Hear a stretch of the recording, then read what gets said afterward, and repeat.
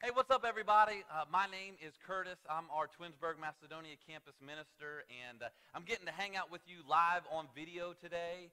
Well, I guess it's not, totally live, but I really appreciate you guys letting me give this message over video today. We've got a family that's having a wedding out of town. I'm actually officiating the wedding, and so it's just cool to kind of get to be with them this weekend. But we're going to continue on and close out our Elephant in the Room series. So go ahead and grab a Bible and open up to James chapter 1. If you don't have a Bible that you feel like you can read and understand, there's some at the ends of your rows. Grab those suckers, pass them down, and open up to page 977. And those paperback Bibles are free. If you don't have a Bible that you feel like you can read and understand, man, we would love for you to take that home with you and make that one yours. So all the page numbers you see on the screen are going to correspond to that paperback house Bible. So my very first job that I had where I paid taxes and stuff was a dishwasher at a place called Serendipity Cafe. And when I worked as a dishwasher, I got to work with a bunch of different people. And some of the people I had been friends with for a while, but there were several that I met for the very first time while working there. And one of the things that I really liked about that is during kind of like when things would die down in the rest of the restaurant, people would come in the back and we'd kind of hang out for a little bit, and we'd get a chance to get to talk and get to know things about each other. We'd talk about family stuff. We'd talk about some work stuff from other jobs that people had, weekend plans, that sort of thing.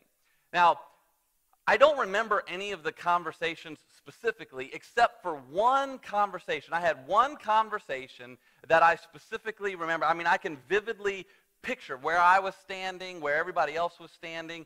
Our lead waitress, one time when the restaurant had kind of tied down, we were getting close to the closing hours, our lead waitress came in the back, and me, one of my fellow dishwasher, the guy who was washing dishes with me, and one of the other waiters, we were all talking together, and our lead waitress comes in the back, and she spends just a couple seconds listening to what we were talking to.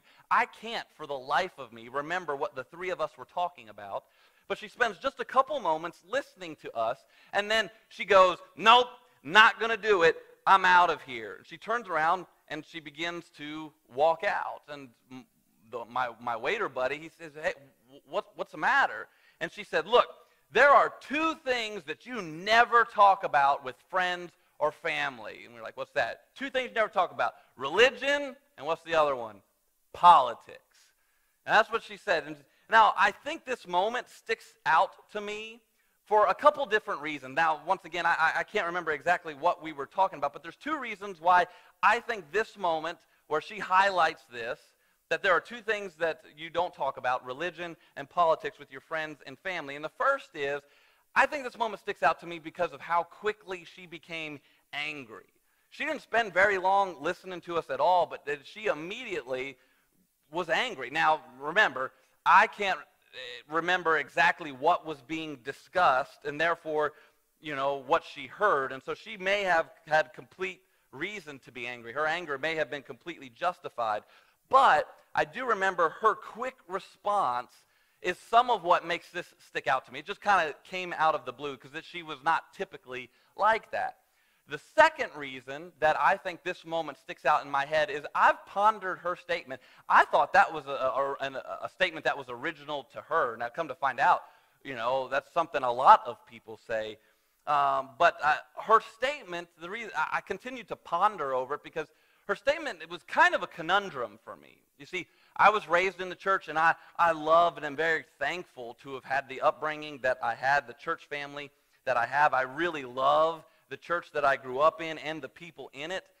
And eliminating talking about those things, religion-related, eliminated a bunch of stuff that was going on. I mean, the people like in the church and stuff, like they were my family. And I knew part of my, Christianity, part of following Jesus was telling others about Jesus. And so, her saying, "Hey, we don't talk about religion with friends or family," that eliminates a big thing of what I talk about. The other thing is that at the time, both my mom and my dad worked for the government. My dad specifically worked in downtown D.C., and politics has always been something that he's been interested in.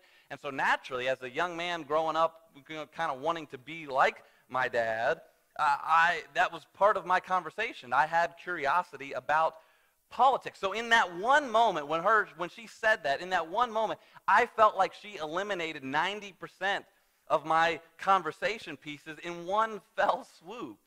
Now, I know that that's extremely far from the truth, but that's how I felt that in that moment, in that time, when she said that, and I think that's why that sticks out to me. Now, I remember pondering things about her statement over and over again, thinking like, if I can't talk about these things, like if I can't talk about religion, if I can't talk about politics with my friends and my family, well, who am I supposed to talk about them with? To which many of us would now go, exactly, Curtis, go with that. Just don't talk about that. And so this morning what we're going to do is we're going to talk about both. And so now as I've grown up, as I've kind of matured, I've begun to see the wisdom behind that statement, the wisdom behind, hey, look, two things you never talk about with friends and family, if you want them to be friends and family, is religion and politics. I see some wisdom behind that because, man, the conversations get ugly so quick. Often because what happens when we start talking about these things is we feel like we're talking about some policy. We feel like we're talking about some far-off thing, some policy, some belief that feels distant. And it's so easy to make harsh statements because it feels like it's this thing that's far and away. And what we don't realize and what we forget is that these issues are all pretty personal to some of us. All of these issues, everything that we would debate or talk about in politics ends up pretty personal to some of us because of what we've experienced. And a lot of times with religion as well. I'll give you a quick example. Recently, I was sitting down with a guy and a girl who recently visited Momentum. Now, the two of them know each other, but you know they don't really like know each other very well. They're not friends. They're not married or anything like that. And I was sitting down with the two of them, and they had recently visited Momentum, and they were telling me about their visit to Momentum, their time at Momentum. And they were like, man, Curtis, we really enjoyed Momentum, but the guy, specifically, who attends another church regularly, the girl does not attend church regularly, the guy said, man, Curtis, I really love Momentum. Everybody was super welcoming, but, man, I just could not, your music was just too loud. I just couldn't. I just didn't like the music. And I was like, oh, that's okay. You know, I mean, that's all cool. And this woman, she chimed in, oh, man, I loved the music. You know, like I thought it was great. It was a really good mix, you know. And she starts into this. She goes, some churches you go to, and it's just awful. And then she names a church. Now, what she didn't know was I knew this guy attends that church that she names. And all of a sudden, the conversation like completely, like he shuts down in the conversation because what she said becomes a personal attack on him. And so the conversation kind of quickly died, and it was awkward. She didn't know why it was awkward, and he had stopped talking.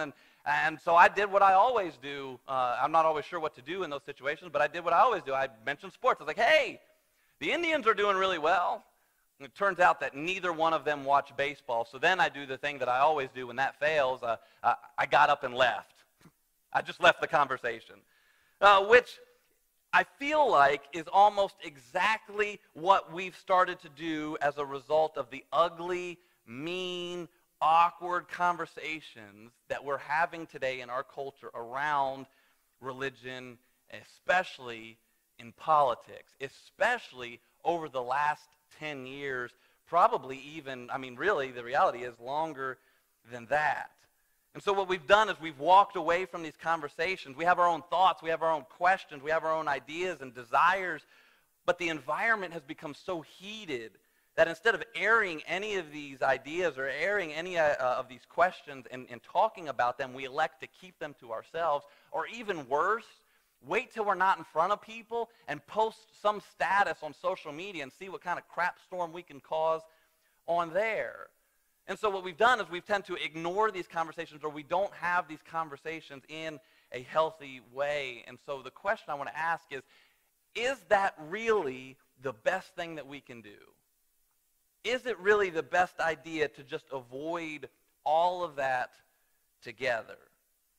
And so this morning I want to jump in, and before we jump into the exact like how-to from the Bible, I want to show you why I think it is so important that we have these conversations about politics. So really, I've kind of tricked you this morning. our message this morning is really more about how can we have these conversations, because I feel like they are so important. And before we jump into that, I want to show you why I think it is so important. Regardless of where you are politically or what your background is, there is a place at Momentum where we can all agree and we can all get on the same page. I know we're not all going to agree politically. I know we are not all going to share the same beliefs about the Bible even, and especially about policies and politics and government. But there is a place where we can all agree at Momentum, and if we don't agree on this issue, then this might not be the church for you. You see, we believe that what's best for people is what is best. Right? Now, we may not always agree what's best for people, but where we can agree is that ultimately, we all want what's best for people. We absolutely believe that what's best for people is what's best. Do you notice the shift there? Do you notice that part, how important recognizing that part of it is? We can all absolutely agree that we want what is best for people. If you're a parent, if you're a teacher even, or you're in some other position of authority where you care for others, you get this. You get this idea. See, most of your arguments are not over whether or not you love your kids or you love your students. Most of your arguments with your principal or whatever is not over whether or not you love your kids. You absolutely love your kids. What we argue over is what's best for our kids. And we may not agree exactly how to flush that out, but where we can agree is that we both want what is best for our children. Now this, I believe, sets the table for most of our political discussions going on in our country right now. You see, bottom line is we are all for human dignity. And so now we're moving kind of more in a foundational direction that really lays the groundwork for how we can talk about this, how we can have these discussions. You see, and we believe, followers of Jesus believe, that we have inherent value, that people have inherent value, not ascribed value. That every person ever created is made in the image of God, and that comes with a natural worth, that comes with natural value, that comes with natural rights, that is permanent, that's just naturally inherent. And now that comes from a couple different places, but mainly one of the verses we've talked about a couple different times in this series is Genesis 1:27 that says, so that God created, God spoke into existence, God created mankind in his own image, in God's own image. In the image of God, he created them, male and female, he created them. And we are made in the image of God, and along with that comes inherent value and inherent rights. Your value to God does not change based on certain physical or character attributes, and therefore your value to us, other people's values to us, should not change either. God creates every single one of us with a value, and it does not change. And this idea that God gives us this immense, immeasurable value and rights is an inherently Christian belief. Now here's where these two things really begin to marry. Now stay with me for a second. All of our national debates right now are based upon this agreed assumption. We debate about this, and here's why. All our national debates surround this issue. We believe that individuals have inherent values, inherent rights, and that nobody should be mistreated or discriminated against. That's what all of our debates really surround.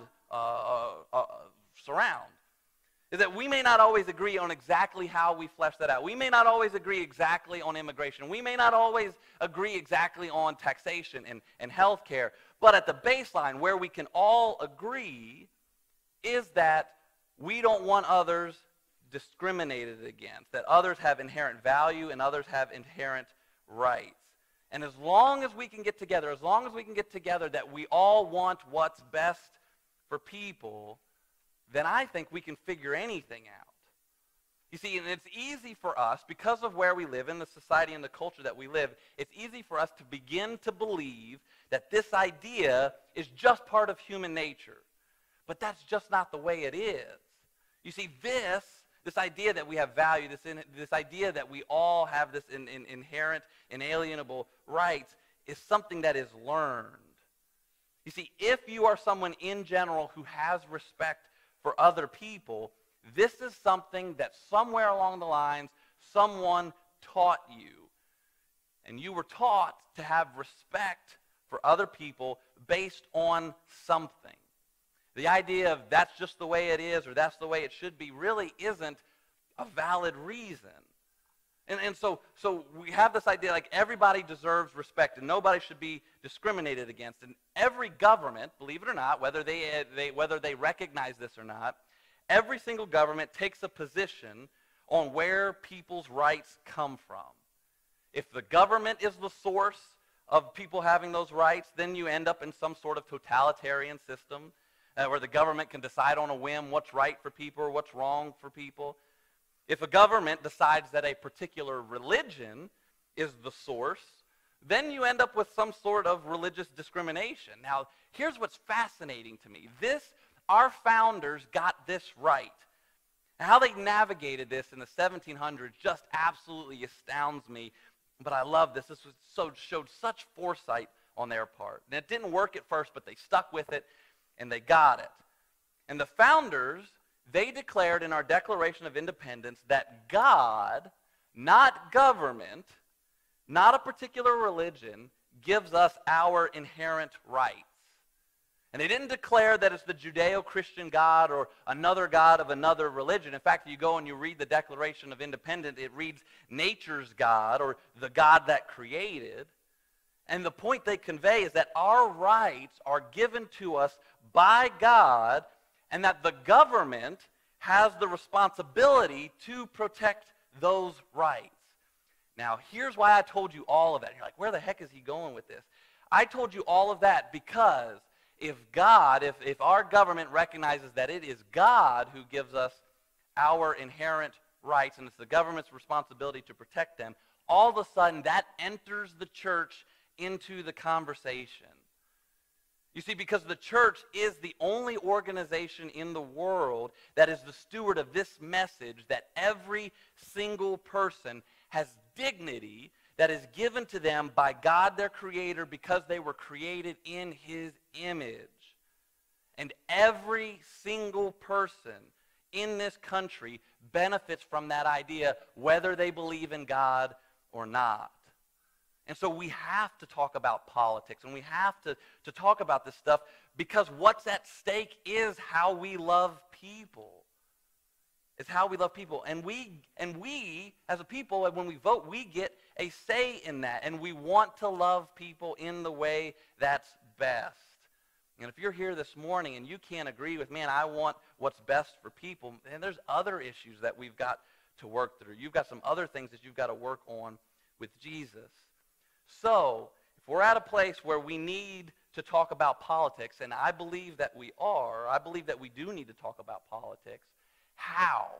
How should we be able to talk about politics? Because it just never seems to go well. And the cool thing is we get some really practical advice from a guy named James, who's actually Jesus' half-brother. So check this out.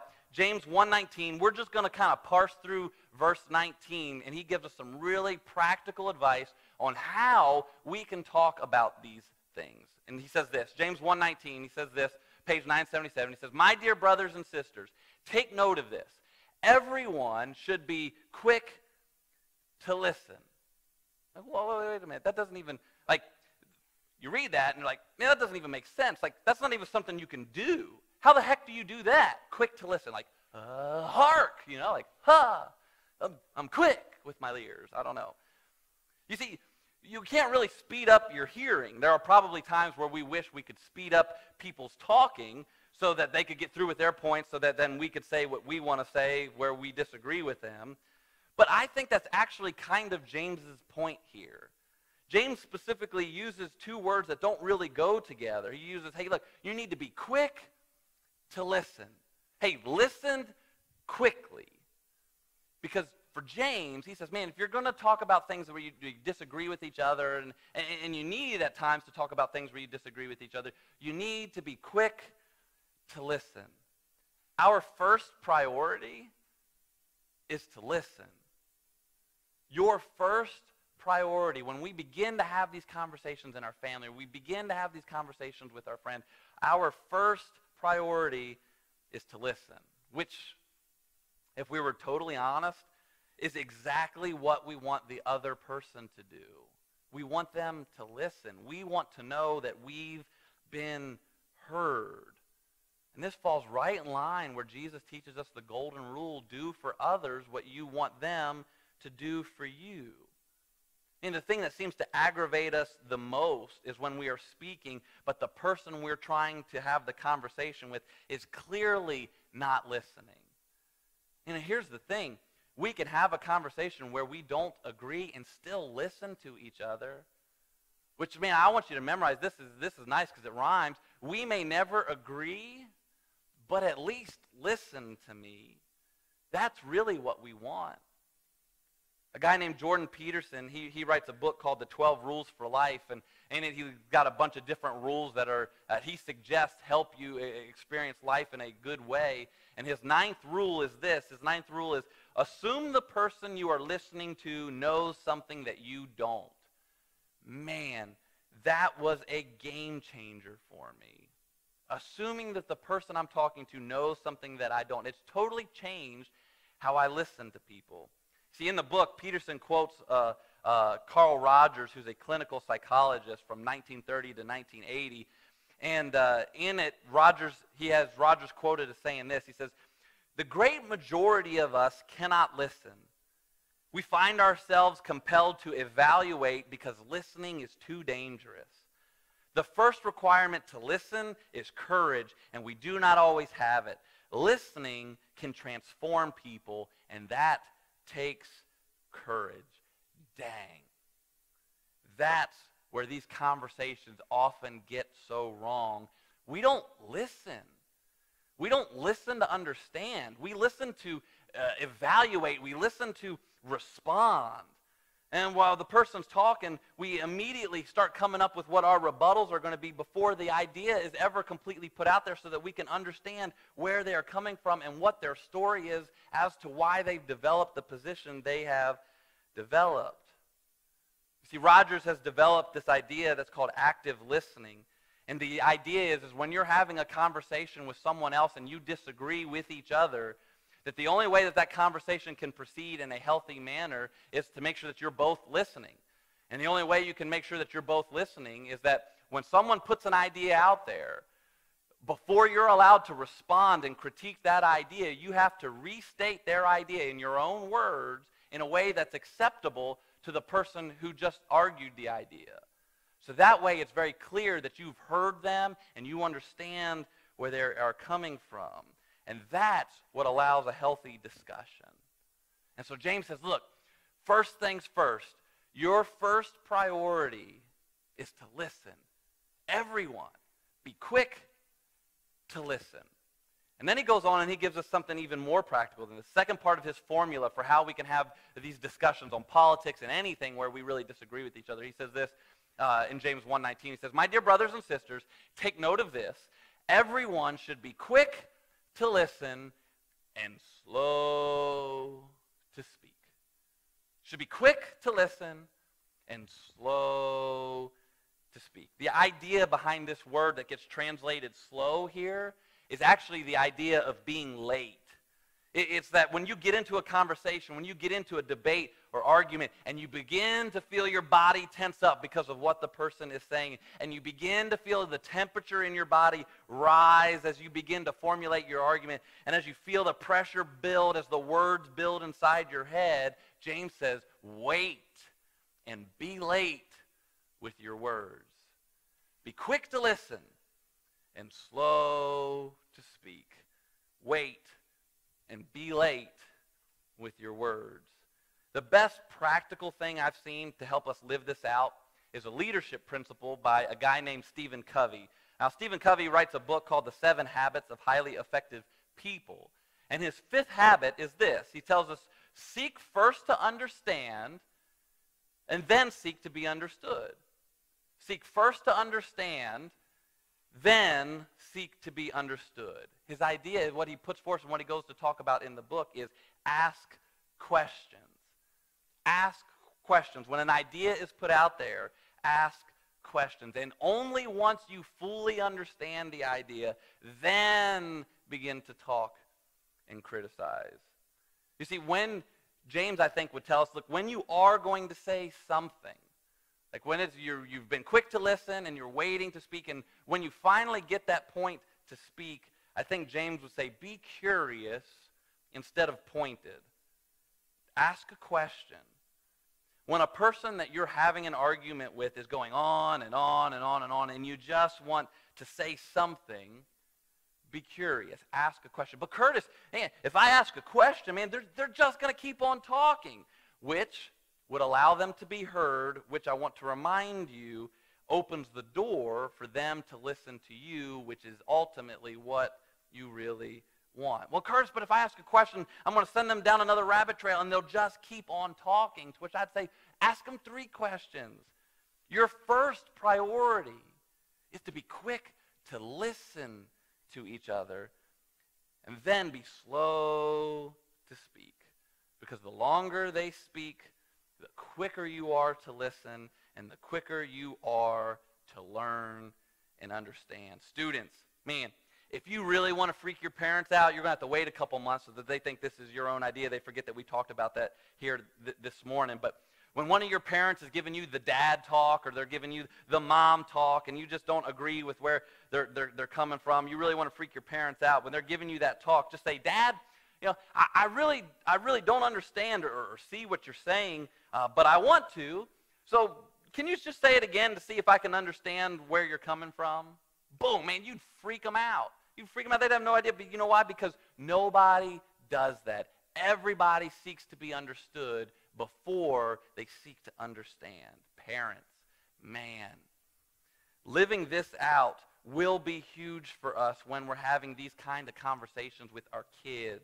Political, social, or even just plain advice. Bosses. Man, this is going to be huge as well. Really, anybody in the room who's in any kind of position of authority over someone else, when you find yourself thinking, man, yeah, but I've got the wisdom bucket, I've got the experience bucket, I've got the age bucket, I've got the insight bucket, and you don't even have frontal lobe development yet, so you stop talking now, and I'm going to pour all my wisdom on you, and I'm going to pour all my experience on you, and hey, wait, where are you going? And we wonder, like, man, why won't my kids talk to me, or why won't they hang out with me? I want you to realize that you can write the person you love right out the door.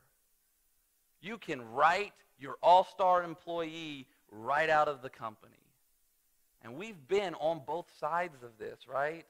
You've seen people's eyes glaze over, and you walk away from a conversation going, man, I just don't get it. I know I'm right. I know I'm giving good advice. Why won't they pay attention to me? To which I think James would say, you knucklehead, you didn't listen. You probably didn't listen. Be quick to listen and slow to speak. And then he gives us the very last part of his formula. James says this, James 1:19, he says, my dear brothers and sisters, take note of this. Everyone should be quick to listen, slow to speak, and slow to become angry. Now, I believe this last part, slow to become angry, is both a result of being quick to listen and slow to speak, as well as a decision. As you're quick to listen and slow to speak, you will learn, and because of that, you will be less angry. But you also need to decide to not let anger overwhelm your ability to listen. Proverbs 19:11 says this. It says, a person's wisdom yields patience. It is to one's glory to overlook an offense. The English Standard Version puts it this way, good sense makes one slow to anger, and it's his glory to overlook an offense. When we start talking about politics and policies and anything else really where we can disagree with each other, there are going to be things that offend us and that don't make sense to us. that's when it is so vital for us to hit the pause button on the outburst of anger and give way to asking questions so that we can understand. I mean, a really good example of this is during the last presidential race, I saw someone from Momentum post a political stance that, just being honest with you, made absolutely no sense to me, made zero sense to me. In fact, total honesty and transparency, I found myself complaining and thinking out loud to my wife, I don't even know how someone could say they are a Christian and believe that. And then like a day or two later in a leadership podcast I was listening to by a preacher named Andy Stanley, he said this truth that sunk into me, and I realized I was the one with the problem. He says, everything that everyone does makes sense to them when they do it. He went on, he says, and it gets worse. Everything everyone believes makes sense to them. And so as a result of this political statement, I found myself getting angry about it and started complaining to my wife, how could this person ever say something like that? I don't know how anyone could believe that. Well, who had the problem there? I'll give you a hint. I don't know. I don't know how anyone could believe it. How in the world can anybody? It would seem to me now that I was the one who had some learning to do, that I had the problem, that some questions needed to be asked and some listening needed to be done. And what we typically say about that is, oh no, I'd just rather be critical. Well, of course you'd rather be critical. It's more fun and easier to be critical or to just think that they're idiots. And the reality is, if you get an education on why they're doing what they're doing or why they believe what they believe, not only might it make more sense to you, but you might actually join them. But rather than risk that, I'll just stay around people who think like I do or act like I do, so we can sit around and say, can you believe that? Can you believe those people? Can you see why this is so important? Wait and be late with your words. Listen. Listen. And when you don't understand, ask questions. See, what James teaches us here really, man, it's just so practical. You're like, man, I could go home. This is so practical. But James isn't finished here. He goes on to tie this back up in a way that I think is so important. And so the context of the verse, James, so we're asking, okay, James, why? Why should I be quick to listen, slow to speak, and slow to become angry? Why, James? And he says this in verse 20, because human anger does not produce the righteousness that God desires. Therefore, get rid of all moral filth and the evil that is so prevalent, and humbly, here's a word that hasn't shown up in our conversation yet, and humbly accept the word planted in you which can save you. Now, my take on this, on how James sums this up in verses 20 and 21, is, man, when we sit down and we start having these conversations about politics, about policies, and other things that we disagree on, there are really three agendas at play. There's your agenda, what you want. There's the other person's agenda, what he or she wants. And then there's God's agenda.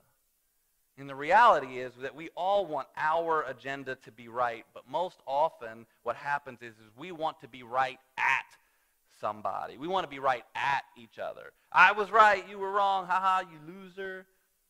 You see, most often we want to be right at each other, but God wants us to be right with each other. And that's clear, that's most evident, and it's something that Jesus taught in John chapter 13, verses 34 and 35. Jesus said this. He says, a new command that I give to you. Bottom line, here's what you need to do. You want to live out what it looks like to love God? Here's what it is. Love one another. A new command I give you. Love one another. As I have loved you, so you must love one another. By this, everyone will know that you are my disciples if you love one another. It says, as I have loved you, you have to love one another. See, bottom line, Jesus didn't come to be right. I mean, that would have taken about 30 minutes. You know, he'd have shown up, he said, I'm right, and he'd have given a bunch of zingers and asked a bunch of questions that left the smartest people in the room puzzled. If Jesus came to be right, it wouldn't have ended with Jesus being crucified. You see, because Jesus didn't come to be right. Jesus came to reconcile us to God.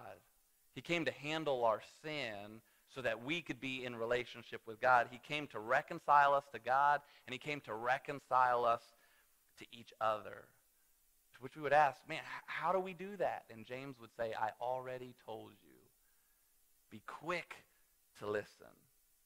Be quick to listen and slow to speak. I mean, these conversations are so important. We have to have them because what's ultimately at stake is how we love people. And how will people know that we are Jesus' disciples, that we are Jesus' students? By how we love one another. We've got to get to a place where we just stop choosing sides and we listen and we wait and be late with our words. See, God would have us choose his side, where we choose we over just me. But all of that means we have to listen. Be quick to listen, slow to speak, and slow to become angry. Let's pray. God, there are so many important conversations that we're having right now. God, just across the board. God, and I feel like we do have to have them. I feel like you want us to have them, but God, we have to have them with each other in mind. God, help us. God, help us to love you and to demonstrate that by how we love and treat each other. God, help us to take James's advice and be quick to listen. God, be slow to speak, to wait and be late with our words, and slow to become angry.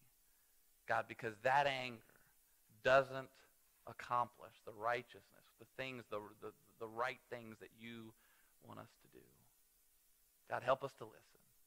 It's in your Son's holy and awesome name we pray. Amen.